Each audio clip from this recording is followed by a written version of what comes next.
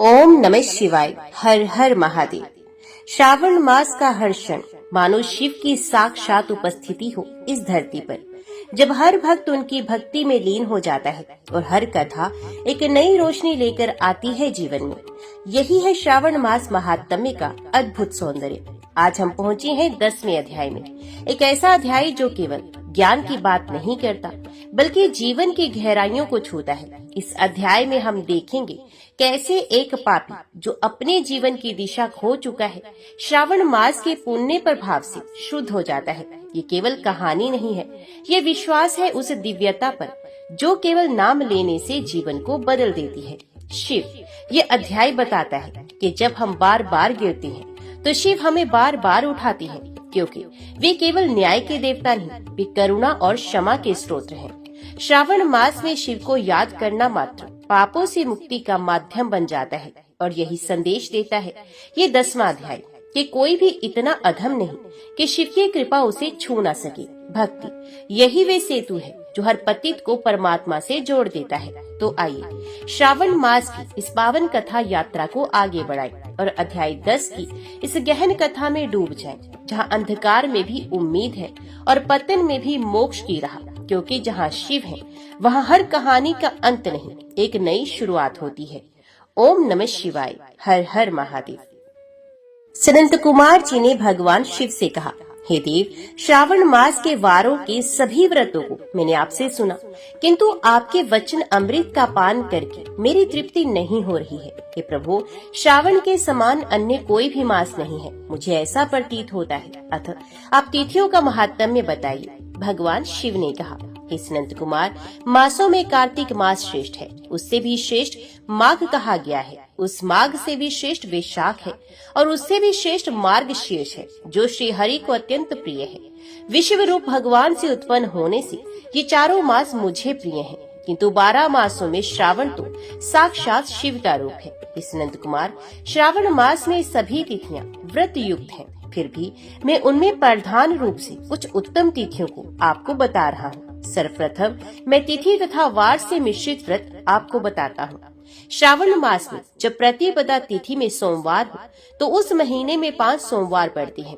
श्रावण मास में मनुष्य को रोटक नामक व्रत करना चाहिए। ये रोटक नामक व्रत 3.5 महीने का होता है। ये लक्ष्मी की वृद्धि करने वाला तथा सभी मनोरथों की सिद्धि करने वाला है। हे मुने, मैं उसका विधान बताऊंगा, आप सावधान होकर सुनिए। श्रावण मास के शुक्ल पक्ष में प्रतिपदा तिथि को जो सोमवार हो तब विद्वान प्रातः काल ये संकल्प करे, मैं आज से आरंभ करके रोटक व्रत करूंगा।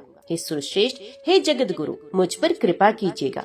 उसके बाद अखंडित बिल पत्रों, तुलसी दलों, नीलोत्पल, कमल पुष्पों, कलहार पुष्पों, चंपा तथा मालती के पुष्पों, गोविंद पुष्पों, आक के पुष्पों, उस ऋतु तथा काल में होने वाले नानाविध अन्य सुंदर पुष्पों, धूप दीप नैवेद्य तथा नाना प्रकार के फलों से शूलधारी महादेव की प्रतिदिन पूजा करनी चाहिए। विशेष रूप से रोटकों का प्रधान नैवेद्य अर्पित करना चाहिए। पुरुष के आहार प्रमाण के समान 5 रोटक बनाने चाहिए। बुद्धिमान को चाहिए कि उनमें से 2 रोटक ब्राह्मण को दे, 2 रोटक का स्वयं भोजन करे और 1 रोटक देवता को नैवेद्य के रूप में अर्पित करे। बुद्धिमान को चाहिए कि शेष पूजा करने के अनंतर अर्घ्य प्रदान करे।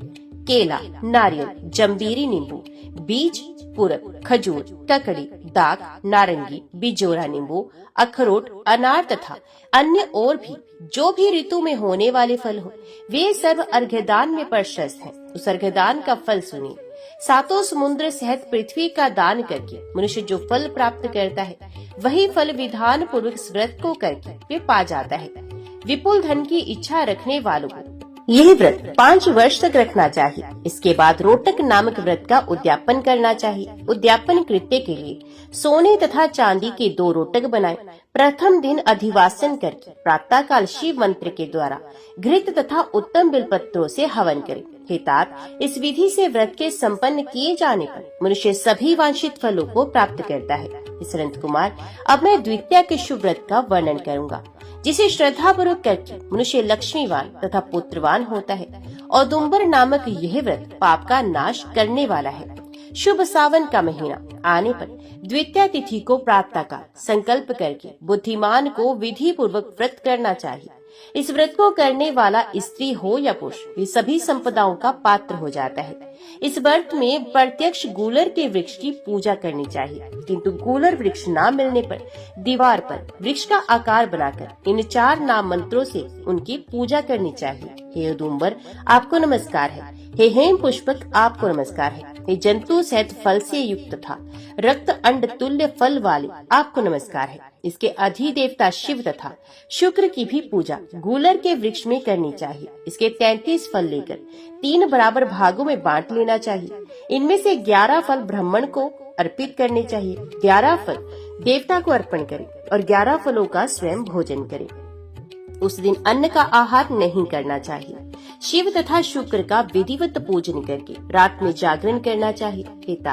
इस प्रकार 11 वर्ष तक व्रत का अनुष्ठान करने के बाद व्रत की संपूर्णता के लिए उद्यापन करना चाहिए। स्वर्ण में फल, पुष्प तथा पात्र सहित एक गूलर का वृक्ष बनाएं और उसमें शिव तथा शुक्र की प्रतिमा का पूजन करें। उसके बाद प्रातः काल होम करें। गूलर के शुभ, कोमल तथा छोटे छोटे 108 फलों से तथा गूलर की समिधाओं से तिल तथा घृत सहित होम करें। इस प्रकार होम कृत्य समाप्त करके आचार्य की पूजा करें। उसके बाद सामर्थ्य अनुसार 100 अन्यथा 10 ब्राह्मणों को ही भोजन कराएं। हे वत्स, इस प्रकार व्रत किए जाने पर जो फल होता है उसे सुनिए। जिस प्रकार ये गूलर का वृक्ष बहुत जंतु युक्त फलों वाला होता है, उसी प्रकार व्रत करता भी अनेक पुत्रों वाला होता है और उसके वंश की वृद्धि होती है। ये व्रत करने वाला स्वर्ण में पुष्पों से युक्त वृक्ष की भांति लक्ष्मीप्रद हो जाता है। हे संत कुमार, आज तक मैंने किसी को भी ये व्रत नहीं बताया था। गोपनीय से भी गोपनीय इस व्रत को मैंने आपके समक्ष कहा है। इसके विषय में संशय नहीं करना चाहिए और भक्ति पूर्वक इस व्रत का आचरण करना चाहिए। ओम नमः शिवाय। हर हर महादेव। अर्जुन बोले, नारद जी, आपने मही सागर संगम के अद्भुत महात्म्य का वर्णन किया है। उसे सुनकर मुझे बड़ा विस्मय और हर्ष हो रहा है। बताइए, किसके यज्ञ में मही नदी प्रकट हुई है? नारद जी ने कहा, पांडुनंदन, प्राचीन काल में इस पृथ्वी पर इंद्रद्युम्न नाम से प्रसिद्ध एक राजा हो गए हैं। वे बड़े दानी, संपूर्ण धर्मों के ज्ञाता, माननीय पुरुषों का सम्मान करने वाले तथा सामर्थ्यशाली थे। वे उचित कार्यों के ज्ञाता, विवेक के निवास स्थान तथा गुणों के समुद्र थे। भूमंडल में कोई भी ऐसा नगर, ग्राम या शहर नहीं था जो राजा के द्वारा किए गए धर्म अनुष्ठान के चिन्हों से अंकित न हो। उन्होंने ब्रह्म विवाह की विधि से अनेक बार कन्यादान किया था। वे धनार्थियों को 1000 स्वर्ण मुद्रा से कम दान नहीं देते थे।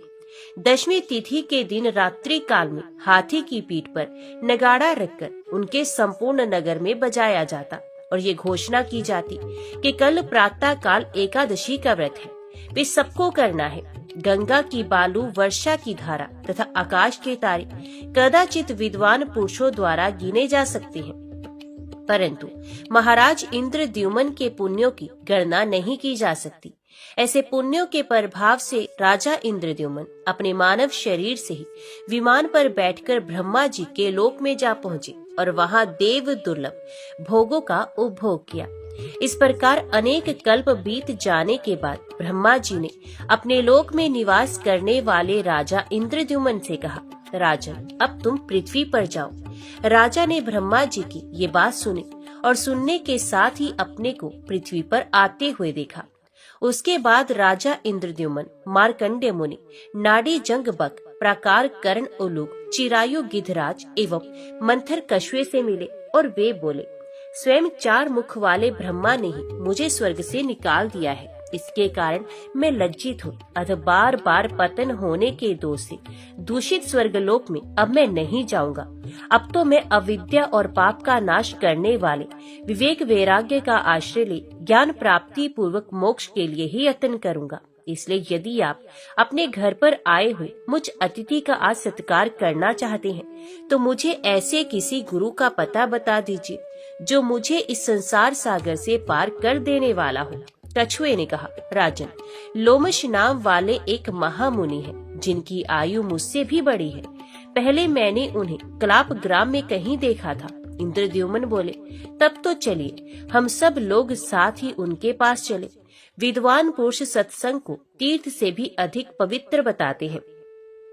नारद जी कहते हैं, अर्जुन, तदंतर उन सबने कलाप ग्राम में पहुंचकर महामुनि लोमश के दर्शन किए। वे मन और इंद्रियों के संयम में तत्पर तथा क्रिया योग में संलग्न थे। तीनों काल स्नान करने से उनकी जटाएं कुछ पीली पड़ गई थी। उन्हीं को अपने मस्तक पर धारण किए हुए घी की आहुति से प्रज्वलित हुई अग्नि की भांति अपने तेज से प्रकाशित हो रहे थे। उन्होंने छाया करने के लिए अपने बाएं हाथ में एक मुट्ठी तृण ले रखा था और दाहिने हाथ में रुद्राक्ष की माला धारण कर रखी थी। वे महामुनि मित्र मार्ग में स्थित थे, जो कटु वचन आदि के द्वारा पृथ्वी पर रहने वाले प्राणियों को पीड़ा ना देते हुए केवल जप से सिद्धि प्राप्त कर लेता है, वह मुनि मित्र कहलाता है। राजा मुनि बक, उलूक, गृध और कछुए ने कलाप ग्राम में उन पुरातन तपोनिधि महात्मा का दर्शन करके उनके चरणों में प्रणाम किया। मुनि ने भी आसन आदि देकर स्वागत सत्कार के द्वारा उन सबको प्रसन्न किया। तत्पश्चात उन्होंने अपना मनोगत कार्य निवेदन किया।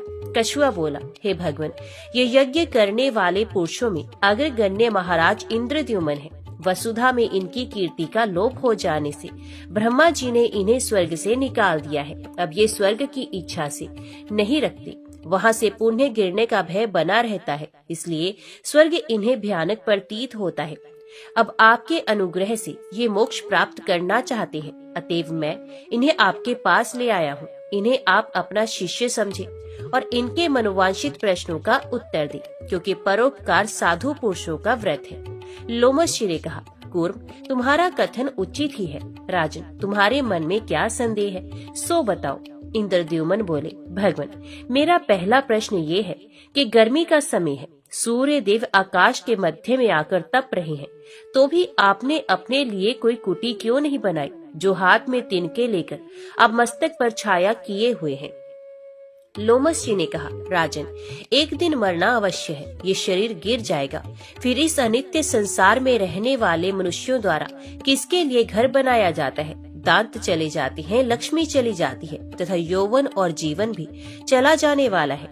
ये जो कुछ दिखाई देता है सब अत्यंत चंचल क्षण भंगुर है। ऐसी दशा में दान करना ही मनुष्यों के लिए सर्वोत्तम ग्रह है। इस प्रकार संसार को असार और चलायमान जान लेने पर किसके लिए कुटी आदि का संग्रह किया जाए। इंद्रद्युम्न ने पूछा, भगवान, तीनों लोकों में केवल आप ही चिरायु सुने जाते हैं, इसलिए मैं आपके पास आया हूँ। फिर आपके मुंह से ऐसी बात क्यों निकलती है। लोमश जी ने कहा, राजन, प्रत्येक कल्प में मेरे शरीर से एक रोम टूटकर गिर जाता है। जिस दिन सब रोए नष्ट हो जाएंगी उस दिन मेरी मृत्यु हो जाएगी। देखो, मेरे घुटने में 2 अंगुल तक रोए से खाली हो गया है। इसी से मैं डरता हूँ, जब मरना ही है तब घर बनाकर क्या होगा। इंद्रद्युम्न बोले, ब्राह्मण, मैं पूछता हूँ कि आपको जो ऐसी बड़ी आयु प्राप्त हुई है, वे दान का प्रभाव है अथवा तपस्या का।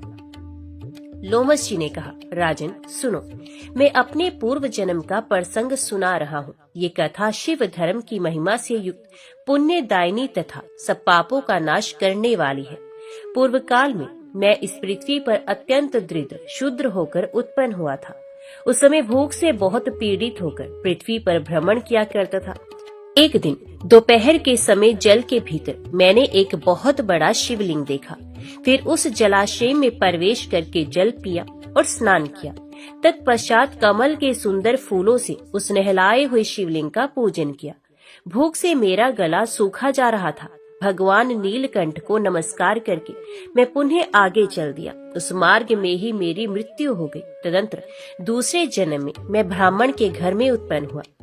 एक ही बार शिवलिंग को नहलाने और पूजा करने से मुझे अपने पूर्व जन्म की बातों का स्मरण रहने लगा। ये संपूर्ण जगत जो सत्य सा प्रतीत हो रहा है, मिथ्या का विलास है।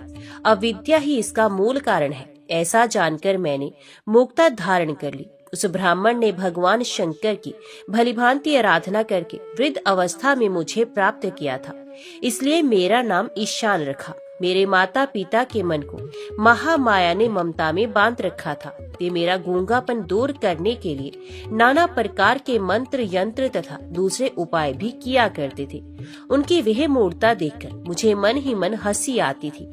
कुछ काल के पश्चात जब मैं जवान हुआ तो रात में अपना घर छोड़कर निकल जाता और कमल के फूलों से भगवान शिव की पूजा करके पुनः शयन स्थान पर लौट आता था। तदंतर पिता की मृत्यु हो जाने पर मेरे संबंधियों ने मुझे नीरा गूंगा समझकर त्याग दिया।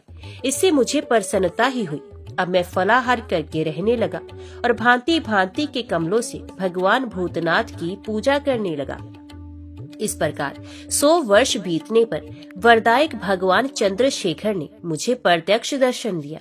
उस समय मैंने याचना की, भगवान मेरी जरा और मृत्यु का नाश हो। तब भगवान शिव बोले, जो नाम और रूप धारण करता है वे सर्वथा अजर अमर नहीं हो सकता, अतः तुम अपने जीवन की कोई सीमा निश्चित करो। भगवान शिव का यह वचन सुनकर मैंने इस प्रकार वरदान मांगा, प्रत्येक कल्प के अंत में मेरे शरीर का एक रोम गिरे और इस प्रकार सब रोम गिर जाने पर मेरी मृत्यु हो जाए, उसके बाद मैं आपका गण हूँ, यही मेरा अभिष्ट वर है। अच्छा, ऐसा ही होगा।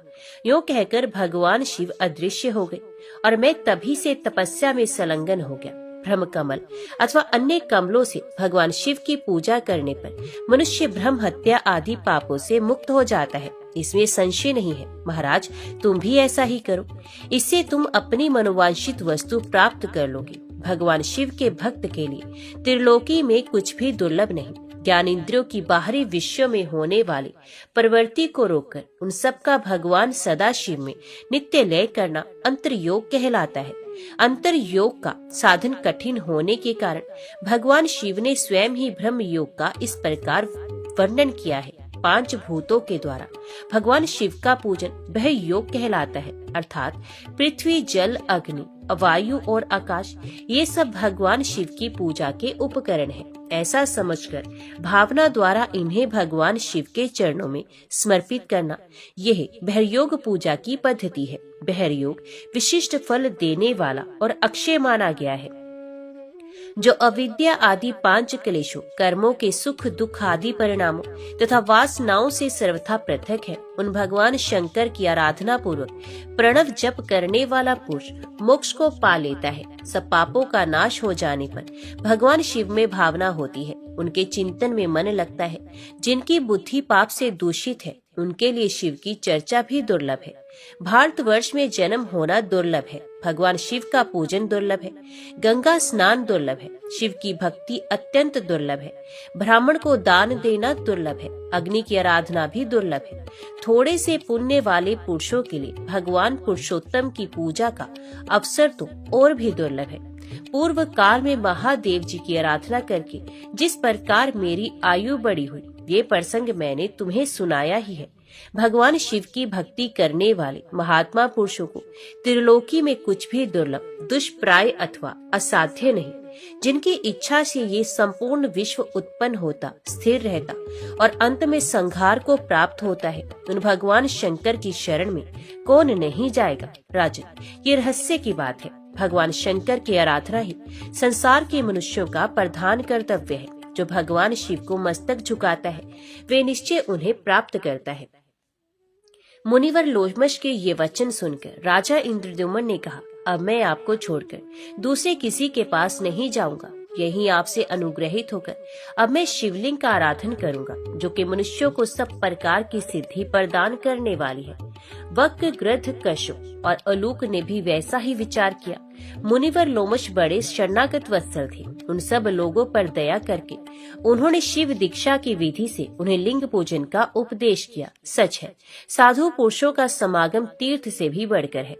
उसका परिपक्व फल तत्काल प्राप्त होता है तथा वे तुरंत पापों का भी नाश कर देता है। साधु सभा, सत्संग रूपी सूर्य का उदय कोई अद्भुत और अनवृच्छनीय प्रभाव रखता है, क्योंकि वे अंतःकरण में व्याप्त हुए अज्ञान अंधकार का अत्यंत विनाश करने वाला है। साधु समागम से प्रकट हुए आनंद में अमृत रस की सभी लहरें श्रेष्ठ हैं तथा वे सुधा, माधवी, शर्करा और मधु के समान मीठी एवं 6 रसों से युक्त है। तदंतर मार्कंडेय मुनि और राजा इंद्रद्युम्न आदि 6 मित्रों ने साधु संग पाकर शिव शास्त्र के अनुसार क्रिया योग, तप, स्वाध्याय और ईश्वर का ध्यान आरंभ किया। एक समय उनके तपस्या काल में ही लोमश मुनि का दर्शन करने के लिए उत्सुक हो तीर्थ यात्रा के प्रसंग में मैं वहां गया, क्योंकि तीर्थ यात्रा के प्रसंग से महापुरुषों के दर्शन के लिए जाना ही यात्रा का प्रधान उद्देश्य है।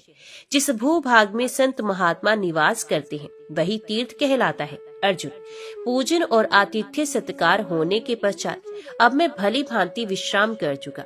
तब उन नाड़ी जंग आदि भक्तों ने प्रणाम करके मुझसे पूछा, ब्राह्मण, मोक्ष साधन के लिए कौन सा स्थान है, बतलाने की कृपा करें। उनके ऐसा पूछने पर मैंने कहा, तुम लोग महासंवर्त से बात पूछो, वे तुम्हें सब तीर्थों के फल की प्राप्ति कराने वाले तीर्थ स्थान का पता बताएंगे। वे बोले, योगी संवंतर जी कहाँ तपस्या करते हैं? यदि जानते हो तो आप हमें बताइए। तब मैंने कहा, संवर्त मुनि काशी में रहते हैं। उन्होंने गुप्त वेश धारण कर रखा है। वे नंगे रहते और भिक्षा अन्न करते हैं। दिन के दूसरे पहर की पिछली घड़ी और तीसरे पहर की पहली घड़ी को कुतुब काल कहती है। उसके बाद ही वे निकलते हैं और हाथ में ही भिक्षा लेकर उसे भोजन करते हैं। उनके पास किसी प्रकार की वस्तु का भी संग्रह नहीं है। ये प्रणव वाच्य पर ब्रह्म परमेश्वर का ध्यान करते रहते हैं। आए काल वन में रहते हैं, किंतु कोई भी मनुष्य उन योगीश्वर संवर्तक जी को पहचान नहीं पाता। ना पहचानने का एक कारण भी है। उन्हीं के जैसे वेश और चिन्ह निर्धारण करने वाले दूसरे लोग भी वहाँ रहते हैं। मैं एक ऐसा लक्षण बताता हूँ जिससे तुम लोग संवर्तक जी को पहचान सकते हो। रात को उस चौड़ी सड़क पर जो नगर के मध्य से होकर निकलती है, तुम लोग एक मुर्दा लाकर जमीन पर इस ढंग से रखना जिससे दूसरों को उसका पता न चले, और स्वयं उससे थोड़ी ही दूर पर खड़े रहना। जो कोई भी उस भूमि के निकट तक आकर सहसा लौट पड़े वही समर्थ है। ये मुर्दे को शल्य समझकर उसे लांघकर नहीं जाते। यह एक संशय रहित पहचान है। इस प्रकार जब समर्थ जी मिल जाए तब विनीत भाव से उनकी शरण में जाकर उनसे अपनी इच्छा के अनुसार प्रश्न करना। यदि वे पूछे मेरा पता किसने बताया तो मेरा नाम प्रकट कर देना। मेरी बात सुनकर उन सब ने वैसा ही किया। काशीपुरी में पहुंचकर मेरे बताए अनुसार संवर्त को देखा। उनके रखे हुए शव को देखकर संवर्त जी भूख से व्याकुल होने पर भी सहसा लौट पड़े। तब वे उन्हें पहचानकर शीघ्रता पूर्वक उनके पीछे गए। सड़क पर चलते हुए संवर्त को पुकारकर कहते जाते थे, ब्राह्मण, क्षण भर के लिए खड़े तो हो जाइए, परंतु वे उन्हें फटकारते हुए चले जाते थे। साथ ही ये भी कहते जाते थे, अरे तुम सब लोग लौट जाओ। भागते भागते जब वे बहुत दूर चले गए तब एक स्थान पर रुककर पूछा, किसने तुम्हें मेरा पता बताया? शीघ्र बताओ। तब उन्होंने कांपते हुए उत्तर दिया, नारद जी ने बताया है। तब संवर्त ने पुनः मार्कंडेय आदि से कहा, मेरे रास्ते का शल्य हटा दो, मैं भूखा हूँ, पुनः पुरी में भिक्षा के लिए जाऊंगा। तुम्हारा प्रश्न क्या है उसे भी कहो। वे बोले, महामुनि, हम आपकी शरण में आए हैं, कृपया हमें ऐसा कोई उपाय बताएं जिससे हम लोग आपके अनुग्रह से मोक्ष प्राप्त करें। जिस तीर्थ में जाकर मनुष्य सब तीर्थों का फल पा लेता है उसका नाम बताइए, जिससे हम सब लोग जाकर वहीं रहें। संवर्त ने कहा, स्वामी कार्तिकेय तथा नव दुर्गाओं को नमस्कार करके मैं तुम लोगों को सर्वोत्तम तीर्थ का परिचय देता हूँ। उस तीर्थ का नाम है मही सागर संगम। ये परम बुद्धिमान नृप श्रेष्ठ इंद्रद्युम्न जब यहाँ यज्ञ करते थे तब इनके द्वारा ये पृथ्वी 2 अंगुल ऊंची कर दी गई थी। उस समय जैसे गीले काठ के तपने पर उसे पानी चूता है, उसी प्रकार यज्ञ अग्नि द्वारा तपती हुई पृथ्वी से जल का स्रोत टपकने लगता है। उस जल राशि को समस्त देवताओं ने नमस्कार किया। वही मही नामक नदी है। पृथ्वी पर जो कोई भी तीर्थ है उन सबके जल से उत्पन्न सार रूप मही नदी का जल माना गया है। मालवा नामक देश से मही नदी उत्पन्न हुई है और दक्षिण समुद्र में जाकर मिली है। उसके दोनों तट परम पुण्यमय तीर्थ हैं। वे सबके लिए कल्याणमयी है। पहले तो महानदी मही स्वयं ही सर्व तीर्थमयी है। फिर जहाँ सरिताओं के स्वामी समुद्र से उसका संगम हुआ है, उस तीर्थ के विषय में तो कहना ही क्या। काशी, कुरुक्षेत्र, गंगा, नर्मदा, सरस्वती, तापी, पयोशिनी, निर्विंध्या, चंद्रभागा, इरावती, कावेरी, सरयू, गंडकी, नैमिषारण्य, गया, गोदावरी, अरुणा, वरुणा तथा अन्य जो 20,600 नदियां इस पृथ्वी पर विद्यमान हैं, उन सबके सार तत्व से मही नदी का जल प्रकट हुआ बताया गया। पृथ्वी के सब तीर्थों में स्नान करने से जो फल मिलता है वही मही सागर संगम में भी प्राप्त होता है, ऐसा कहा गया है। स्वामी कार्तिकेय का भी इस विषय में ऐसा ही वचन है। यदि तुम लोग किसी एक स्थान में सब तीर्थों का संयोग चाहते हो तो परम पुण्य में मही सागर संगम तीर्थ में जाओ। मैंने भी पहले बहुत वर्षों तक वहाँ निवास किया है। यहाँ नारद जी के भय से आकर रहता हूँ। मही सागर संगम में नारद जी मेरे पास ही रहते थे। इधर की बातें उधर लगा देने का गुण उनमें विशेष रूप से है। उन दोनों राजा मरुत मुझे ढूंढने का प्रयास करते थे। नारद जी उन्हें मेरा पता अवश्य बता देंगे, यही भय था। यहाँ तो बहुत से दिगंबर साधुओं के बीच उन्हीं के समान बनकर मैं भी रहता हूँ। मरुत से अधिक भयभीत होने के कारण मैं यहाँ गुप्त रूप से निवास करता हूँ। मुझे संदेह है नारद पुनः मेरा यहाँ रहना मरुत को बता देंगे, क्योंकि उनकी प्राय ऐसी चेष्टा देखी जाती है। तुम लोग कभी किसी से ये सब मत कहना। राजा मरुत यज्ञ की सिद्धि के लिए चेष्टा कर रहे हैं। कुछ कारणवश देवताओं के आचार्य मेरे पिता ने उनको त्याग दिया है, अतः उस यज्ञ का ऋत्विक बनाने के लिए उन्होंने मुझ गुरुपुत्र को ही मनोनीत किया है। परंतु अविद्या के अंतर्गत होने वाले हिंसात्मक यज्ञों से मेरा कोई प्रयोजन नहीं। इसलिए राजा इंद्रद्युम्न के साथ तुम लोग शीघ्रता पूर्वक मही सागर संगम तीर्थ में जाओ। वहाँ के 5 तीर्थों का सेवन करते हुए तुम लोग निश्चय ही मोक्ष प्राप्त कर लोगे। ऐसा कहकर संवर्त जी अपने अभिष्ट स्थान को चले गए और इंद्रद्युम्न आदि वे सब लोग भृत्र यज्ञ मुनि के पास पहुंचकर वहां मही सागर संगम तीर्थ में रहने लगे। मुनि ने अपने विशेष ज्ञान से जान लिया कि ये सब लोग भगवान शंकर के गण हैं। ये जानकर वे उन सब लोगों से बोले, अहो तुम लोगों का पुण्य अत्यंत निर्मल और महान है, जिससे इस मही सागर संगम नामक गुप्त क्षेत्र में तुम्हारा आगमन हुआ है। मही सागर संगम में किया हुआ स्नान, दान, जप, होम और विशेषित पिंडदान सब अक्षय होता है।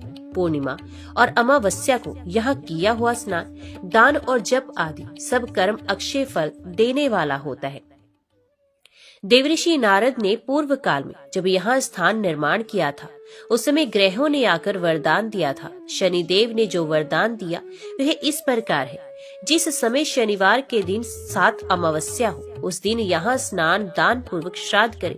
यदि श्रावण मास के शनिवार को अमावस्या तिथि हो और उसी दिन सूर्य की संक्रांति तथा व्यतिपात योग भी हो तो यह पुष्कर नामक पर्व होता है। इसका महत्व है 100 सूर्य ग्रहण से भी अधिक है। उक्त सब योगों का संबंध यदि किसी प्रकार उपलब्ध हो जाए तो उस दिन लोहे की शनि मूर्ति का और सोने की सूर्य प्रतिमा का महिसागर संगम में विधि पूर्वक पूजन करना चाहिए। शनि के मंत्रों से शनि का और सूर्य संबंधी मंत्रों से सूर्य का ध्यान करके सब पापों की शांति के लिए भगवान सूर्य को अर्घ्य देना चाहिए। उस समय वहाँ का स्नान प्रयाग से भी अधिक है, दान कुरुक्षेत्र से भी बढ़कर है। महान पुण्य राशि सहायक हो तभी ये सब योग प्राप्त होता है। वहाँ किए हुए श्राद्ध से पितरों को स्वर्ग में अक्षय तृप्ति प्राप्त होती है।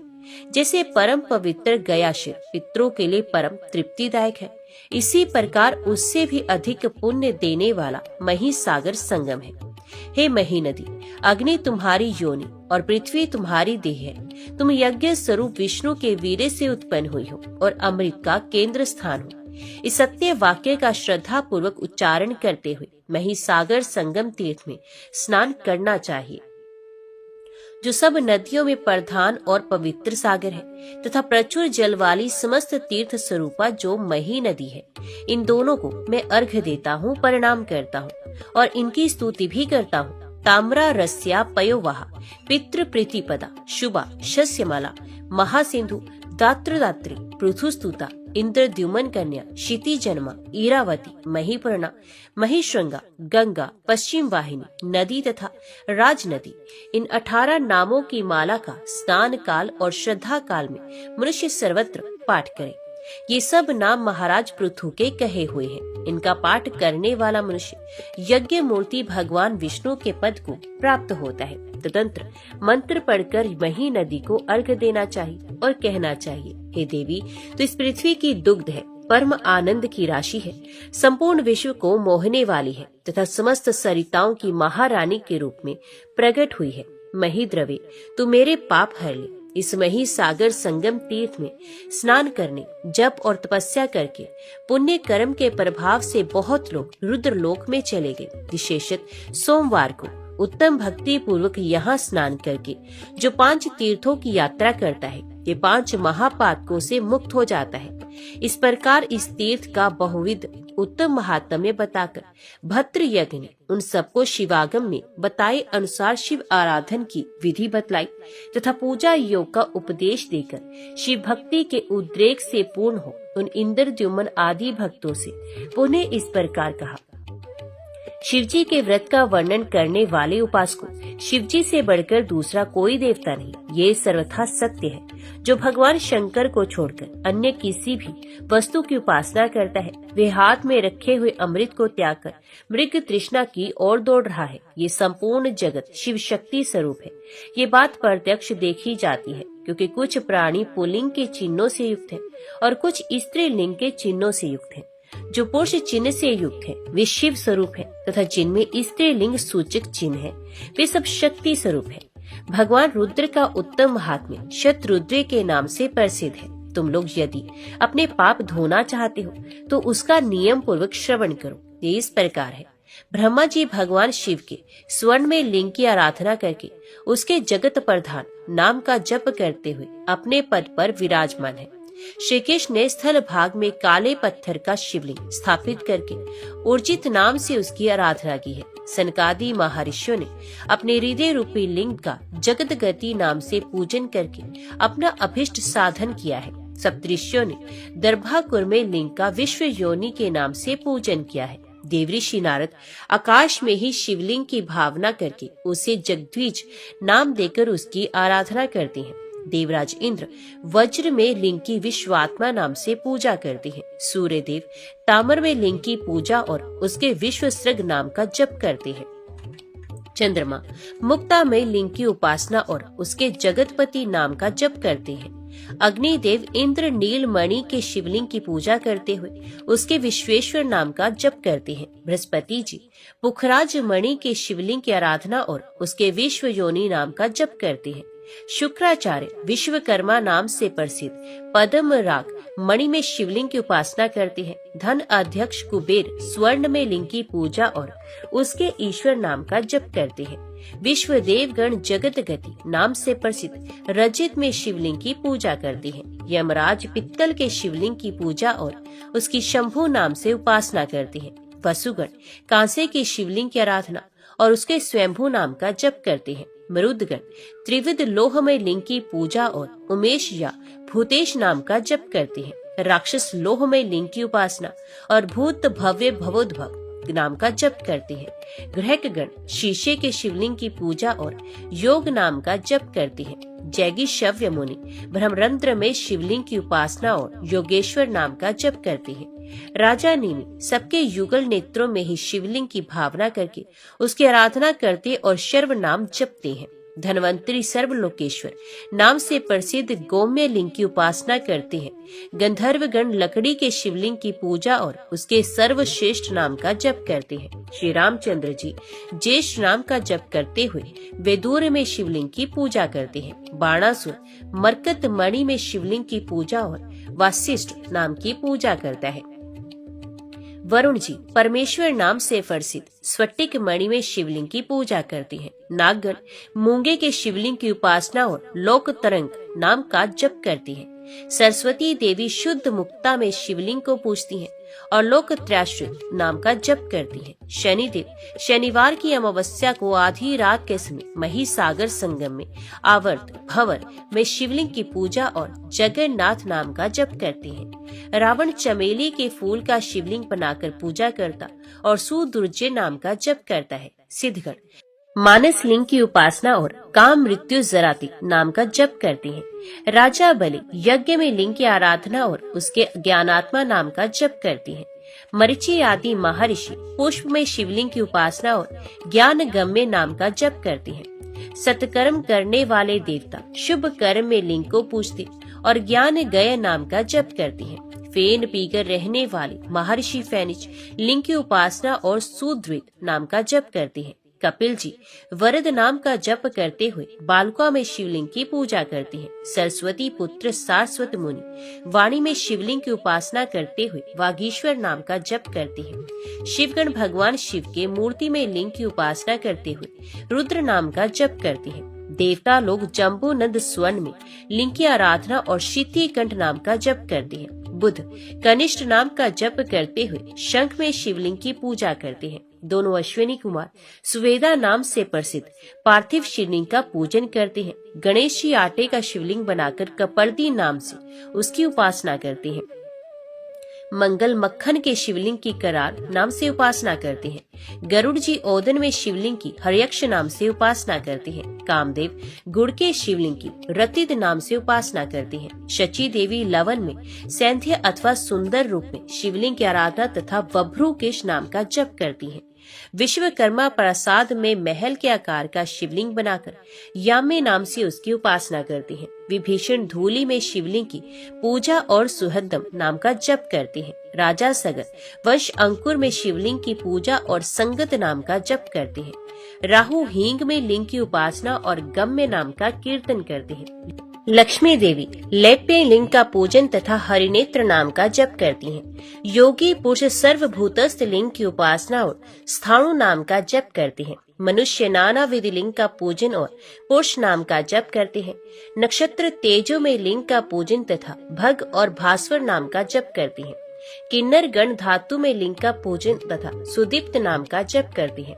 ब्रह्मराक्षस गण अस्थितमय लिंग का पूजन और देव नाम का जप करते हैं। चारण लोग दंत में लिंग का पूजन तथा रहंस नाम का जप करते हैं। साध्यगण सप्त लोक में लिंग का पूजन और बहुरूप नाम का जप करती हैं। ऋतुएं दुर्वाकुर में लिंग का पूजन और सर्व नाम का जप करती हैं। अप्सराएं कुमकुम लिंग का पूजन और आभूषण नाम का जप करती हैं। उर्वशी सिंदूर में लिंग का पूजन और प्रियवासन नाम का जप करती हैं। गुरु ब्रह्मचारी लिंग का पूजन और उष्णीवी नाम का जप करती हैं। योगिनियां अलकत लिंग का पूजन और सुभ्रुक नाम का जप करती हैं। सिद्ध योगिनियां श्रीखंड लिंग का पूजन और सहस्राक्ष नाम का जप करती हैं। डाकनियां मास में लिंग का पूजन तथा उसके सुमिधुष नाम का जप करती हैं। मनुगण गिरीश नाम से प्रसिद्ध अन्न में लिंग का पूजन करते हैं। अगस्त्य मुनि वीरिहम लिंग का पूजन और सुशांत नाम का जप करते हैं। देवल मुनि यम में लिंग का पूजन और पति नाम का जप करते हैं। वाल्मीकि मुनि वाल्मीकि लिंग का पूजन और चिरवासा नाम का जप करते हैं। परतर्जन जी वाण लिंग का पूजन और हिरण्यभुज नाम का जप करते हैं। दैत्यगण राय के शिवलिंग का पूजन और उग्र नाम का जप करते हैं। दानव लोग निष्पावच लिंग का पूजन और दिक्पति नाम का जप करते हैं। बादल निर्मय लिंग का पूजन तथा पर्जन्य नाम का जप करते हैं।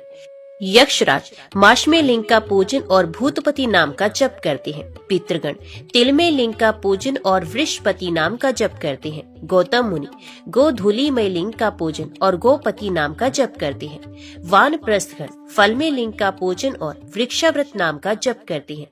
स्वामी कार्तिकी पाषाण लिंग का पूजन और सैनान्य नाम का जप करते हैं। अश्वतरनाग धान्य में लिंग का पूजन और उसके मध्यम नाम का जप करते हैं। यज्ञकर्ता पुरुष पुरोडाश में लिंग का पूजन और शत्रुवहस्त नाम का जप करते हैं। यम कालाय समय लिंग का पूजन और धनवी नाम का जप करते हैं। परशुराम जी यवांकुर लिंग का पूजन तथा भार्गव नाम का जप करते हैं। पूर्वा घृत में लिंग का पूजन और बहुरूप नाम का जप करते हैं। श्रीमंधाता शक्रामय लिंग की बाहुयुग नाम से आराधना करती हैं। गाय पयो में दुग्ध में लिंग का पूजन और नेत्र सहक नाम का जप करती हैं। पतिव्रता स्त्रियां भद्र में लिंग का पूजन तथा विश्वपति नाम का जप करती हैं। नर नारायण मौजी में शिवलिंग का सहस्त्र शीर्ष नाम से आराधन करते हैं। पृथु सहस्त्र चरण नाम वाले नाम से ताक्षर लिंग का पूजन करते हैं। पक्षी सर्वात्मक नाम से व्योम लिंग का पूजन करते हैं। पृथ्वी गंध में लिंग का पूजन और उसके द्वित्नु नाम का जप करती है। पाशुपतगण भस्म में लिंग का पूजन और उसके महेश्वर नाम का जप करते हैं। ऋषि ज्ञान में लिंग की चिरस्थान नाम से उपासना करते हैं। ब्राह्मण ब्रह्मलिंग की ज्येष्ठ नाम से उपासना करते हैं। शेषनाग गुरोचन में लिंग का पूजन और पशुपति नाम का जप करते हैं। वासुकी नाग विषलिंग का पूजन और शंकर नाम का जप करते हैं। तक्षक नाग कालकूट में लिंग का पूजन तथा बहुरू नाम का जप करते हैं। करकोटक नाग हालाहल में लिंग का पूजन और पिंगाक्ष नाम का जप करते हैं। श्रृंगी विष में लिंग का पूजन तथा ध्रुजटी नाम का जप करती है। पुत्र पितृमय लिंग का पूजन और विश्वरूप नाम का जप करता है। शिवा देवी पारद में लिंग का पूजन और त्र्यंबकम नाम का जप करती हैं। मत्स्य आदि जीव शास्त्र में लिंग का पूजन तथा वृक्षा कपि नाम का जप करते हैं। इस प्रकार बहुत कहने से क्या लाभ, संसार में जो जो जीव किसी विलक्षण विभूति से युक्त है, उनकी यह विशेषता भगवान शिव के आराधना के प्रभाव से ही हुई है। यदि धर्म अर्थ काम मोक्ष की प्राप्ति का विचार बुद्धि में आता हो तो भगवान शिव की भली भांति आराधना करनी चाहिए, क्योंकि त्रिलोकी में वे ही मनवांछित वस्तु देने वाले माने गए हैं। जो प्रतिदिन प्रातः काल उठकर इस शत्रुद्र का पाठ करेगा, उस पर प्रसन्न हो भगवान शिव उसे सभी मनवांछित वर प्रदान करेंगे। पृथ्वी पर इससे बढ़कर परम पवित्र दूसरी कोई वस्तु नहीं है। ये संपूर्ण वेदों का रहस्य है। भगवान सूर्य ने मुझे इसका उपदेश दिया था। शत्रुद्र का पाठ करने पर मन, वाणी और क्रिया द्वारा आचरित समस्त पापों का नाश हो जाता है। जो शत्रुद्र का जप करता है, वे रोगातुर हो तो रोग से छूट जाता है, कारागार में बंधा हो तो बंधन से छूट जाता है, और भयभीत हो तो भय से मुक्त होता है। इन 100 नामों का उच्चारण करके जो विद्वान उतने ही फूलों द्वारा भगवान शिव की पूजा करता है और 100 बार उन्हें प्रणाम करता है, वे सब पातकों से मुक्त हो जाता है। ये 100 लिंग, 100 इनके उपासक और 100 इन लिंगों के नाम, ये सभी संपूर्ण दोषों का नाश करने वाले माने गए हैं। विशेषत इस मही तीर्थ के इन 5 लिंगों के समक्ष जो इस शत्रुद्र का पाठ करेगा, वे 5 विषय जनित दोषों से मुक्त हो जाएगा। नारद जी कहते हैं, अर्जुन, उस गुप्त क्षेत्र में शंकर जी के आराधन का ये महात्म्य सुनकर वे इंद्रद्युम्न आदि भक्त बहुत प्रसन्न हुए और 5 लिंगों की आराधना करते हुए भगवान शिव के ध्यान में तत्पर रहने लगे। तदंतर बहुत समय बीत जाने पर उनकी विशेष भक्ति से प्रसन्न हो भगवान शंकर ने उन्हें प्रत्यक्ष दर्शन दिया और इस प्रकार कहा, हे ऊक, उलूक, गृध्र, कश्यप और राजा इंद्रद्युम्न, तुम लोग मेरी सारूप्य मुक्ति को प्राप्त होकर मेरे ही लोक में निवास करोगे। लोमश और मार्कंडेय मुनि जीवन मुक्त होंगे। भगवान शिव के ऐसा कहने पर राजा इंद्रद्युम्न ने महाकाल से पूर्व की ओर इंदुकेश्वर नामक शिवलिंग की स्थापना की। उस तीर्थ के गुणों को जानकर राजा ने वहां चिरस्थायिनी कीर्ति करने की इच्छा से परम सुंदर अविचल शिवलिंग की स्थापना की। फिर शिव जी ने कहा, जो इस इंद्रद्युमेश्वर लिंग की पूजा करेगा वह मेरा गण होगा और मेरे ही लोक में निवास करेगा। ऐसा कहकर भगवान चंद्रशेखर उन 5 के साथ रुद्रलोक को चले गए और वे सब के सब पुनः शिव जी के गण हो गए। राजा इंद्रद्युम्न ऐसे प्रभावशाली थे जिन्होंने यज्ञ करते हुए इस मही नदी को प्रकट किया था। इस प्रकार ये मही सागर संगम अत्यंत पुण्यदायक तीर्थ हुआ। कुंती नंदन, इस तीर्थ का महात्म्य तुम्हें संक्षेप से बताया गया। जो मनुष्य यहाँ संगम में स्नान करके इंद्रद्युम्नेश्वर का पूजन करता है, उसका निवास उस धाम में होता है जहाँ पार्वती वल्लभ भगवान महेश्वर विराजमान है। यह लिंग सब प्रकार के बंधनों का नाशक तथा गणाधीश का पद प्रदान करने वाला है, क्योंकि राजा ने सब प्रकार के बंधनों का त्याग करके ही इस लिंग को स्थापित किया था। अर्जुन, इस प्रकार इस उत्तम संगम का पुण्यदायक महात्म्य तुमसे कहा है तथा इंद्रदेश्वर की भी पुण्यदायक महिमा का वर्णन किया है। जिसका पाठ करेगा उसको महान पुण्य प्राप्त होगा। अर्जुन ने कहा, महामुने, आपने कथा के बीच में जो कुमार नाथ के महात्म्य की चर्चा की थी, उसे मैं विस्तार पूर्वक सुनना चाहता हूँ। नारद जी बोले, अर्जुन, भगवान कार्तिकेय जी ने तारकासुर का वध करके स्वयं ही इस कुमारेश्वर नामक शिवलिंग को स्थापित किया था। मैं देवताओं के सेना नायक और सबका शासन करने में समर्थ कुमार कार्तिकेय को प्रणाम करके उनके महान चरित्र का वर्णन करता हूँ। तुम एकाग्रचित होकर सुनो। अर्जुन, तारकासुर के मरने के कारण परम बुद्धिमान कार्तिकेय जी मन ही मन अत्यंत उदास हो शोक करने लगे। उन्होंने स्तुति करने वाले देवताओं को रोक कर कहा, देवगण, मुझ पातकी का जो सर्वथा शोचनीय है गुणगान कैसे करते हो। यद्यपि पापाचारी का वध करने में कोई दोष नहीं, तथापि यह तारकासुर तो भगवान शंकर का भक्त था। ये स्मरण करके मुझे बड़ा शोक हो रहा है, इसलिए मैं कोई प्रायश्चित सुनना चाहता हूँ, क्योंकि प्रायश्चित करने से बहुत बड़ा पाप ही नष्ट हो जाता है। भगवान शंकर के बुद्धिमान पुत्र कार्तिकेय जी जब इस प्रकार शोक कर रहे थे, उस समय भगवान विष्णु देवताओं के बीच यूं बोले, महेश नंदन, यदि श्रुति, स्मृति, इतिहास और पुराण को प्रमाण माना जाए तो दुष्टों के वध में कोई दोष नहीं। जो निर्दयी मनुष्य दूसरों के प्राणों से अपने प्राणों का पोषण करता है, उसका वध कर डालना ही उसके लिए कल्याणकारी है, क्योंकि अपने दोषपूर्ण आचरण से वह मनुष्य नरक को ही जाता है। रक्षा के कार्य में लगे हुए समर्थ पुरुषों द्वारा यदि पापाचारियों का वध न किया जाए तो ये असमर्थ मनुष्य किसकी शरण में जाएंगे तथा संपूर्ण विश्व को धारण करने वाले धर्म स्वरूप वेद और यज्ञ कैसे होंगे। इसलिए तुमने तारकासुर का वध करके पुण्य ही प्राप्त किया है, तुम्हें पाप तो किसी प्रकार भी नहीं लगेगा। इतने पर भी भगवान शंकर के भक्तों के प्रति यदि तुम्हारा बहुत अधिक आदर है तो उसके लिए मैं बहुत उत्तम उपाय बतलाऊंगा, जिससे जन्म भर के पापों से छुटकारा मिल जाता है तथा एक कल्प तक रुद्रलोक में दिव्य शरीर धारण करके वे मनुष्य परम आनंद का उपभोग करता है।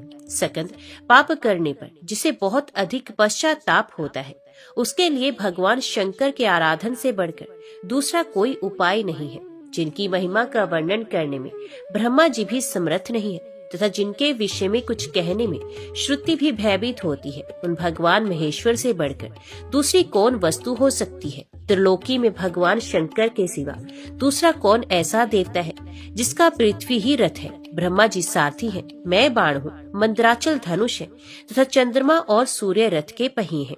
कोई कोई योग मार्ग से भगवान शंकर की आराधना बताते हैं, परंतु सदा शून्य की उपासना करने वाले उन योगियों का मार्ग सर्वसाधारण के लिए दुस्साध्य है। इसलिए जो भोग और मुक्ति दोनों चाहता है, उसे उनके लिंग में स्वरूप की ही आराधना करनी चाहिए।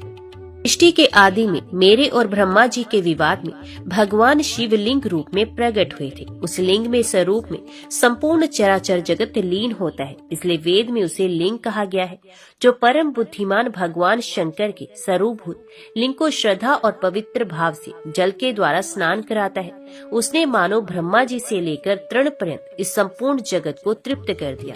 मिट्टी का, काठ का, ईंटों का अथवा पत्थर का मंदिर बनाकर जो भगवान शिव को अर्पित करता है, उससे क्रमश 100 गुना पुण्य फल प्राप्त होता है। इसलिए महासेन, तुम्हें यहाँ शिवलिंग की स्थापना करनी चाहिए। भगवान विष्णु के ऐसा कहने पर सब देवता बहुत अच्छा कहने लगे। तत्पश्चात महादेव जी ने कार्तिकेय को छाती से लगाकर कहा, बस तुम मेरे भक्तों पर जो इतनी कृपा रखते हो, इससे तुम्हारे ऊपर मेरा बहुत प्रेम बढ़ गया है। जगत गुरु भगवान वासुदेव ने जो कुछ कहा है वे सब यथार्थ है। जो मैं हूँ वही भगवान विष्णु को जानना चाहिए तथा जो भगवान विष्णु है वही मैं हूँ। जैसे दो दीपकों में प्रकाश की दृष्टि से कोई अंतर नहीं होता, उसी प्रकार हम दोनों में भी किंचित मात्र भी अंतर नहीं। सकंद, जो भगवान विष्णु से द्वेष करता है वे मुझसे भी द्वेष करता है। जो उनका अनुगमन करता है वे मेरा भी अनुगामी है। जो ऐसा जानता है वही मेरा वास्तविक भक्त है। कुमार बोले, पिताजी, आपका कहना सत्य है। मैं आपको और भगवान विष्णु को एक ही समझता हूँ। भक्त वत्सल भगवान विष्णु ने जो मुझे शिवलिंग स्थापित करने की सलाह दी है, वही बात तारकासुर के वध के समय पहले आकाशवाणी ने भी मुझसे कही थी। अतः मैं सब पापों का नाश करने वाले शिवलिंग की स्थापना करूंगा। वे शिवलिंग मेरे पापों को शांत करने वाला हो। यूं कहकर अग्नि नंदन सकंद ने विश्वकर्मा को बुलाया और उन्हें आदेश दिया कि तुम शीघ्र ही 3 विशुद्ध शिवलिंग तैयार करो। कार्तिकेय की आज्ञा के अनुसार विश्वकर्मा ने 3 विशुद्ध शिवलिंग तैयार किए और उन्हें उनको समर्पित कर दिया। तदंतर भगवान विष्णु, शिव तथा ब्रह्मा आदि देवताओं के साथ सकंद ने पहले पश्चिम दिशा में थोड़ी ही दूर पर प्रतीकेश्वर नामक परम सुंदर शिवलिंग की स्थापना की। तब भगवान महेश्वर ने कुमार की प्रसन्नता के लिए वहां स्वयं ही ये वरदान दिया, जो इस स्थान पर कार्तिक और चैत्र मास में अष्टमी को स्नान, उपवास, पूजा और जागरण करके निवास करेगा, वे मृत्यु को भी लांघ जाएगा। इसके बाद वहां से अग्निकोण में, जहां दैत्य के कपाल से शक्ति निकली थी, वहां कार्तिकेय ने द्वितीय शिवलिंग को स्थापित किया। सब पापों का नाश करने वाला यह कल्याणकारी शिवलिंग कपालेश्वर के नाम से प्रसिद्ध हुआ। कपालेश्वर के समीप ही उस शक्ति का भी स्तवन करके कुमार ने उसकी स्थापना की, जो कपिलकेश्वरी देवी के नाम से प्रसिद्ध हुई। वहां से उत्तर दिशा में एक तीर्थ है जिसे शक्ति शीघ्र कहती है, वह सब पापों का नाश करने वाले कल्याण में पाताल गंगा प्रकट हुई। उसमें स्नान करके सकंद ने सब देवताओं के साथ कृपा पूर्वक तारकासुर को जलांजलि दी, जिसका संकल्प वाक्य इस प्रकार है। महर्षि कश्यप के कुल में उत्पन्न शिव भक्त तारक को अर्पित किया जाने वाला यह तिल सहित जल अक्षय भाव से प्राप्त हो। तब भगवान महेश्वर ने प्रसन्न होकर सकंद को सुनाते हुए कहा, जो मनुष्य चैत्र मास में कृष्ण पक्ष की चतुर्दशी तिथि को यहाँ स्नान और उपवास करके भगवान कपालेश्वर का पूजन करेगा, वे तेजस्वी महात्माओं के वध जनित पातक से मुक्त हो जाएगा। इसी तिथि को यदि सोमवार हो, शिव योग हो और तैतिल करण हो, तो इन 6 योगों के एकत्रित होने पर जो पुरुष शक्ति शिद्रा नामक तीर्थ में स्नान करके रात में रुद्र का जप करेगा, वह शरीर सहित रुद्रलोक में चला जाएगा। भगवान शंकर का यह वचन सुनकर सकंद बहुत प्रसन्न हुए तथा सब देवता आनंद मगन हो गए और साधु साधु कहने लगे। तदंतर तीसरे लिंग की स्थापना करने की इच्छा वाले कार्तिकेय से ब्रह्मा जी ने उनकी प्रसन्नता के लिए कहा, कुमार, मैं स्वयं एक दूसरे लिंग का निर्माण करता हूँ। यूं कहकर ब्रह्मा जी ने स्वयं सब दोषों से रहित मनोहर शिवलिंग का निर्माण किया। इसी प्रकार सब देवताओं ने भी सकंद को प्रसन्न करने के लिए वहाँ एक सुंदर सरोवर तैयार किया और उसमें गंगा आदि समस्त तीर्थों की स्थापना करके उनसे कहा, जब तक ये सरोवर यहाँ रहे तब तक तुम सब तीर्थ इसमें निवास करो। तब सकंद की प्रसन्नता के लिए इन सब तीर्थों ने एवं वस्तु कहकर देवताओं की आज्ञा स्वीकार की। तत्पश्चात सकंद ने प्रसन्नता पूर्वक उस सुंदर सरोवर में स्नान किया और सब तीर्थों के जल से भक्ति पूर्वक उस शिवलिंग को स्नान कराकर भांति भांति के पुष्पों से सद्योजात आदि 5 मंत्रों द्वारा पूजन किया। पूजा के समय साक्षात भगवान महेश्वर स्थावर जंगम प्राणियों के साथ उस शिवलिंग में स्थित हो स्वयं पूजन सामग्री ग्रहण करते थे। भक्ति भाव में डूबे हुए सकंद ने पूजन करते समय भगवान शंकर से कहा, भगवान, आपको कौन सा उपहार भेंट करने से क्या क्या फल प्राप्त होता है? भगवान महेश्वर बोले, जो मेरे लिंग की स्थापना करता और उसके लिए सुंदर मंदिर बनवाता है, वे कल्प भर मेरे लोक में निवास करता है। जो मेरे मंदिर में झाड़ू देता और धूल आदि हटाकर शुद्ध करता है, वे सब रोगों से छूट जाता है। देव मंदिर को चूने आदि से पुतवाने पर मनुष्य का शरीर दृढ़ हो जाता है। पुष्प, दूध आदि, कुशा, तिल, जल, अक्षत और सरसों से भगवान शंकर के मस्तक पर अर्घ्य देकर मनुष्य 10,000 वर्षों तक स्वर्ग में निवास करता है। दही और दूध से शिवलिंग को स्नान कराने पर मनुष्य का शरीर निरोग हो जाता है। जल, दही, दूध और घी से स्नान कराने पर 10 गुना फल मिलता है। उपयुक्त वस्तुओं से मुझे स्नान कराकर भक्ति पूर्वक गोधूम चूर्ण आदि के द्वारा उपटन लगाए, फिर कपिला गाय के पंचगव्य से और गंगा के जल से मुझे स्नान कराए और विधि पूर्वक मेरा पूजन करे। ऐसा करने वाला पुरुष मेरे परम धाम को प्राप्त होता है। कुश मिश्रित जल की अपेक्षा गंध मिश्रित जल उत्तम है, उससे भी तीर्थ का जल श्रेष्ठ है तथा अन्य सब तीर्थों के जल की अपेक्षा मही सागर तीर्थ का जल श्रेष्ठ है। तांबे, चांदी और सोने के कलशों से स्नान कराने पर 100 गुना फल मिलता है। इसी प्रकार चंदन, अगर, केसर तथा कर्पूर अर्पण करने से उत्तरोत्तर अधिक फल की प्राप्ति होती है। इन सब वस्तुओं को मेरे अंग में लगाने से मनुष्य धनवान, सौभाग्यवान तथा सुखी होता है। गूगल का धूप उत्तम माना गया, उससे भी श्रेष्ठ अगुरु है। इन सब धूपों को मुझे अर्पण करने से सुख और स्वर्ग की प्राप्ति होती है। दीप दान करने वाला पुरुष कीर्ति तथा उत्तम नेत्र प्राप्त करता है। नैवेद्य अर्पण करने से मनुष्य मिष्ठान भोजी होता है। अखंड बिलपत्रों और भांति भांति के पुष्पों से शिवलिंग की पूजा करने पर मनुष्य 1,00,000 वर्षों तक स्वर्ग में निवास करता है। भगवान शिव को चंवर भेंट करने से मनुष्य राजा होता है। मेरे मंदिर में गीत, वाद्य और नृत्य करके शुद्ध चित्त हुआ मनुष्य मुझको प्राप्त होता है। मेरी पूजा के लिए शंख और घंटा दान करके दाता अवश्य विद्वान होता है। मेरी रथ यात्रा का उत्सव करके मनुष्य चिरकाल के लिए शोकों से मुक्त होता है। मुझे नमस्कार और प्रणाम करके मानव महान कुल में जन्म लेता है। जो मेरे आगे शास्त्र का पाठ कराता है वे ज्ञानी होता है। भक्ति पूर्वक मेरी स्तुति करने पर मनुष्य मन के मोह से मुक्ति पाता है। मेरे आगे आरती घुमाने से उपासक पीड़ा रहित होता है। मुझे शीतल चंदन अर्पित करने पर दुख जनित संतापों से छुटकारा मिलता है। शिवलिंग के समीप अपनी शक्ति के अनुसार दान करने पर दाता को उस दान का 100 गुना फल मिलता है तथा वे इस लोक और परलोक में आनंद का भागी होता है। मैं शिवलिंग को प्रणाम करने पर 15, उसे स्नान कराने पर 20 तथा उसकी विधि पूर्वक पूजा करने पर 100 अपराधों को क्षमा करता हूँ। कुमार, इस तीर्थ में पूर्वोक्त संपूर्ण फलों की प्राप्ति होगी। जो लोग कुमारेश्वर नाम से यहाँ मेरी पूजा करेंगे वे पूर्वोक्त संपूर्ण फलों के भागी होंगे। बेटा, जैसे काशीपुरी में मैं विश्वनाथ के रूप में निवास करता हूँ, उसी प्रकार इस गुप्त क्षेत्र में मैं कुमारेश्वर नाम धारण करके रहूंगा। देवताओं के सामने ही भगवान शंकर का ये वचन सुनकर कुमार कार्तिकेय को बड़ा विस्मय हुआ। वे भगवान गिरजापति को नमस्कार करके उनकी स्तुति करने लगे। जो सब प्रकार के रोग शोक से रहित है, उन कल्याण स्वरूप भगवान शिव को नमस्कार है। जो सबके भीतर मन रूप से निवास करते हैं, उन भगवान शिव को नमस्कार है। संपूर्ण देवताओं से पूजित भगवान शंकर को नमस्कार है। भक्त जनों पर निरंतर कृपा करने वाले आप भगवान महेश्वर को नमस्कार है। सबकी उत्पत्ति के कारण भगवान भव को नमस्कार है। भगवान अभव के उद्भव आपको नमस्कार है। कामदेव का विध्वंस करने वाले आपको नमस्कार है। आप गूढ़ भाव से महान व्रत का पालन करने वाले हैं, आपको नमस्कार है। आप माया रूपी गहन वन के आश्रय हैं अथवा सबको आश्रय देने वाले, आपको स्वरूप योग माया समावृत होने के कारण दुर्बोध है, आपको नमस्कार है। परले काल में जगत का संहार करने वाले शर्व नामधारी आपको नमस्कार है। शिव रूप आपको नमस्कार है। आप पुरातन सिद्ध रूप हैं, आपको नमस्कार है। काल रूप आपको नमस्कार है। आप सबकी गणना करने वाले होने के कारण कल नाम से प्रसिद्ध है, आपको नमस्कार है। आप काल की कला का अतिक्रमण करके उससे बहुत दूर रहते हैं, आपको नमस्कार है।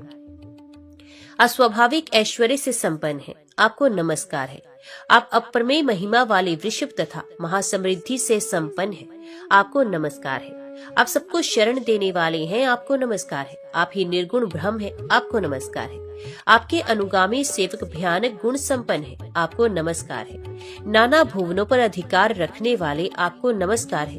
भक्तों को मनवांछित फल प्रदान करने वाले आपको नमस्कार है। भगवान आप ही कर्मों का फल देने वाले हैं, आपको नमस्कार है। आप ही सबका धारण पोषण करने वाले धाता तथा उत्तम करता है, आपको सर्वदा नमस्कार है। आपके अनंत रूप है, आपका कोप सबके लिए सहनीय है, आपको सदैव नमस्कार है। आपके स्वरूप का कोई माप नहीं हो सकता, आपको नमस्कार है। वृषभेंद्र को आपका वाहन बनाने वाले आप भगवान महेश्वर को नमस्कार है। आप सुप्रसिद्ध महोषध रूप, आपको नमस्कार है। समस्त व्याधियों का नाश करने वाले आपको नमस्कार है। आप चराचर स्वरूप सबको विचार देने वाले कुमारनाथ के नाम से प्रसिद्ध तथा परम कल्याण स्वरूप हैं, आपको नमस्कार है। प्रभु आप मेरे स्वामी हैं, संपूर्ण भूतों के ईश्वर एवं महेश्वर हैं। आप ही समस्त भोगों के अधिपति हैं, वाणी बल और बुद्धि के अधिपति भी आप ही हैं। आप ही क्रोध और मोह पर शासन करने वाले हैं। पर और अपर, कारण और कार्य के स्वामी भी आप ही हैं।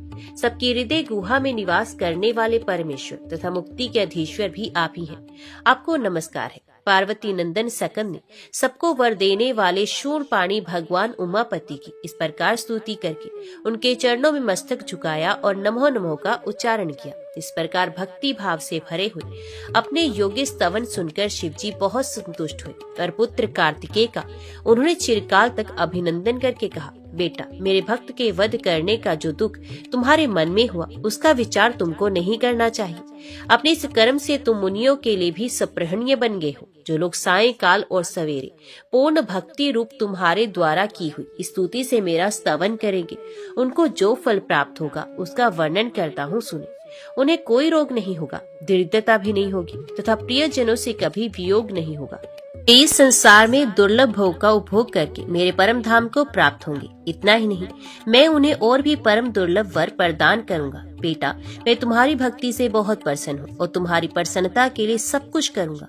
जो मनुष्य वैशाख मास की पूर्णिमा को महिसागर के तट पर मेरी स्तुति करेंगे, उनका ये सब दान पूज्य अक्षय होगा। जो मानव वैशाख की पूर्णिमा को यहाँ के सरोवर में स्नान करेंगे, उन सब तीर्थों के स्नान जनित फल की प्राप्ति होगी। कार्तिकेय जब कभी अनावृष्टि हो, नाना प्रकार के उत्तम कलशों द्वारा विधि पूर्वक गंध युक्त जल से मुझे 1, 3, 5 अथवा 7 रात तक स्नान कराएं और मेरे सर्वांग में कुमकुम का लेप करें। फिर 2 वस्त्र धारण कराकर लाल कनेर के पुष्पों से तथा जवा के पुष्पों से और फूल की मालाओं से मेरा पूजन करे। पूजन के पश्चात उत्तम व्रत का पालन करने वाले तपस्वी ब्राह्मणों को भोजन कराए। मेरी प्रसन्नता के लिए 1,00,000 आहुति हवन करे। गृह आदि की शांति के लिए भी हवन करे। तदंतर भूमि दान करके गो के लिए दैनिक ग्रास अथवा 1 दिन के खाने के लिए पर्याप्त चारा दाना आदि दे। तत्पश्चात मंगल में शांति पाठ एवं रुद्र का जप कराए। इसी विधान से उत्तम ब्राह्मणों द्वारा अनुष्ठान कराने पर जल शून्य बादल भी उस समय अवश्य वर्षा करते हैं। भांति भांति के धान्यों तथा हरी हरी घासों से वसुधा परिपूर्ण हो जाती है। मनुष्यों और पशुओं में कोई रोग नहीं रह जाता। इस अनुष्ठान के प्रभाव से राजा धर्म परायण होता है। शत्रु मंडली से वे कभी पीड़ित नहीं होता। जो मनुष्य यहाँ भक्ति युक्त होकर मुझे घृत स्नान कराता है, उसे कन्यादान का फल मिलता है। जो दूध अथवा पंचामृत से मुझे स्नान कराता है, उसे अग्निष्टोम यज्ञ का फल मिलता है। जो कुमारेश्वर तीर्थ में मृत्यु को प्राप्त होता है, वे महाप्रलय काल तक मेरे लोक में निवास करता है। अयरानम के दिन विष्णु योग में जब के दिन और रात बराबर होती है। चंद्रमा और सूर्य के ग्रहण काल में पूर्णिमा तथा अमावस्या तिथि को संक्रांति के समय तथा वैध योग में जो मनुष्य मही सागर संगम में स्नान करके भक्ति पूर्वक कुमारेश्वर का पूजन करता है, उसके पुण्य फल का वर्णन स्वरूप पृथ्वी के संपूर्ण तीर्थों में स्नान करने का जो महान फल है तथा संपूर्ण शिवलिंगों के पूजन का जो सर्वश्रेष्ठ फल है, वे सब उसे प्राप्त होता है। कुमारेश्वर की सेवा से मनुष्य को निश्चित रूप से आरोग्य, पुत्र, धन तथा उत्तम सुख की प्राप्ति होती है।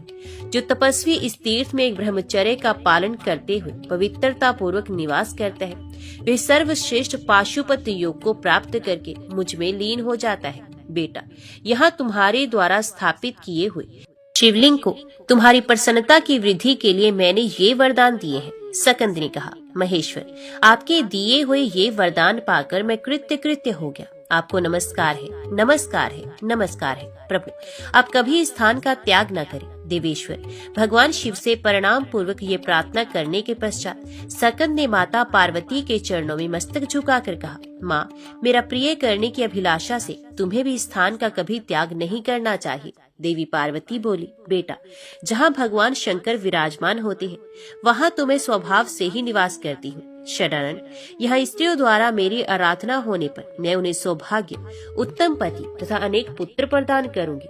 चैत्र मास की तृतीया को शीतल जल से स्नान करके जो नारी फूल, चंदन, धूप आदि से मेरी पूजा करेगी और भक्ति पूर्वक मुझे 8 सौभाग्य सूचक वस्तुएं अर्पण करेगी, उसे मैं माता, पिता, सास, ससुर, पति, पुत्र, सौभाग्य तथा संपत्ति ये 8 वस्तुएं प्रदान करूंगी। कुमकुम, पुष्प, चंदन, तांबुल, काजल, ईख, लवण और जीरा ये 8 सौभाग्य सूचक वस्तुएं हैं। इन सब वस्तुओं को तराजू के पलड़े पर रखकर उनसे अपने को तोले तथा वह स्त्री अपने पैर सहित संपूर्ण अंगों के साथ तुल जाए और उन वस्तुओं का मेरी प्रीति के लिए दान करे। तत्पश्चात वे बिना नमक का भोजन करे।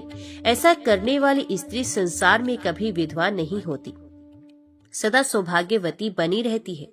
जो स्त्री माघ, कार्तिक अथवा चैत्र में यहाँ स्नान करके मेरी पूजा करेगी, उसे दुख, दरिद्रता और दुर्भाग्य का संयोग कभी नहीं होगा। गिरिराज नंदिनी पार्वती की ये बात सुनकर उनके पुत्र सकंद को बड़ी प्रसन्नता हुई।